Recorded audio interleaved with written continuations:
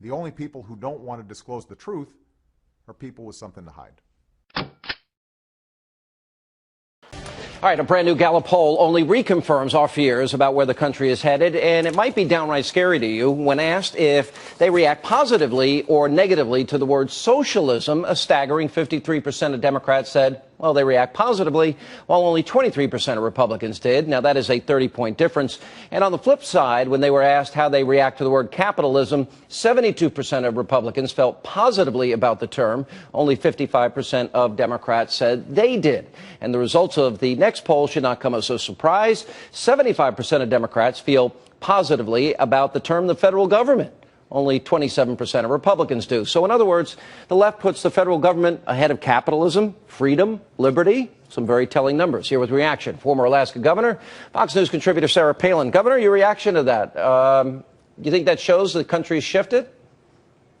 Well, hopefully people realize what Margaret Thatcher had explained, that the problem with socialism is eventually you run out of other people's money. But I think what the survey represents, Sean, is perhaps some survey recipients who answered the question are confusing corrupt, dirty crony capitalism with genuine free market capitalism, which is the good kind of capitalism. You know, we've shown a bright light on the problems caused by crony capitalism in recent months and in the last year or two. And I think that perhaps capitalism in general has taken a hit because of this new public awareness, because of that light that's been shown on crony capitalism. And perhaps people are believing that capitalism in general isn't such a good thing. Of course, that's a mistake to believe that. So we're about to hit this debt ceiling debate, $16.3 trillion.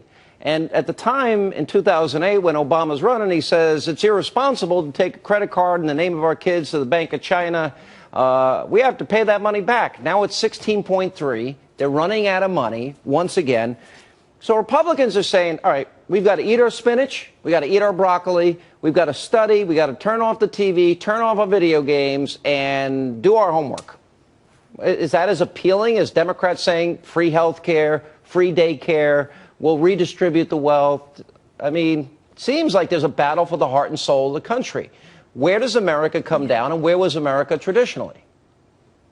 Yeah, well, first, let's address President Obama's flip-flop on his philosophy there when it comes to raising the debt ceiling. He certainly condemned President Bush in those years of raising the debt ceiling, and then look at where he's taken this country. He's taken us into a state of bankruptcy with his changed idea on it being a good thing to raise the debt ceiling. A very scary proposal was recently revealed, too, by Geithner, essentially saying, let the president have free reign on raising the debt ceiling to whatever level he wants it. Can you believe that? That's a very scary thought, because Barack Obama is a socialist. He believes in socialism, in redistributing wealth, in confiscating hard-earned dollars of our small businessmen and women so that they cannot reinvest their dollars and hire more people and grow and expand. Instead, he believes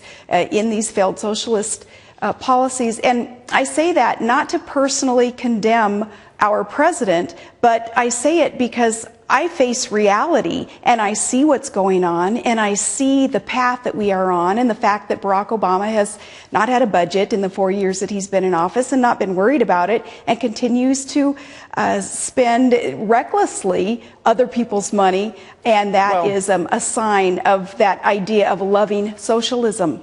Look, the bottom line is the math isn't there.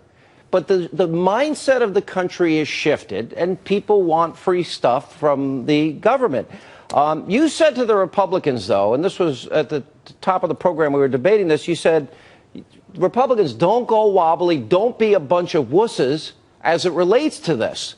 And I see some weakening among the Republicans, and they feel they've got to go and get along. They fear they may lose the PR battle. What is your response to them in a little more detail? Well, I guess I shouldn't call politician's name, so I Why not? apologize for calling the wobbly ones wusses, because that distracts from the point that has to be made. And the point is that we are a bankrupt country, $16 trillion in debt, and with entitlement future lookings, we're 60, 70, 80 trillion dollars in debt. There isn't enough money in the world to pay back the future generations that we have stolen from, and foreign countries that we have borrowed from, and through quantitative easing, the money that's been printed out of thin air. So I say, Republicans, go back to what the planks in your platform represent. It represents reining in government, putting back the power and the responsibility in the individual, not in the state, not in government. Again, that gets us towards socialism. What goes beyond socialism, Sean, is communism. And I know, I'm going to get slammed for speaking so bluntly about what's going on here, but that is exactly what's going on. Just, read history. See how these very mighty empires have fallen because of government being so burdensome on the people and taking away opportunity and freedom, taking away an individual's work ethic. That leads to the downfall of that country, of that empire. All right, Governor Palin, good to see you again, and good admonition and warning, and we're going to see where the country goes. We'll watch these Republicans closely, and if they go wobbly, well, we'll call them out on it. Thank you for being with us. The only people who don't want to disclose the truth are people with something to hide.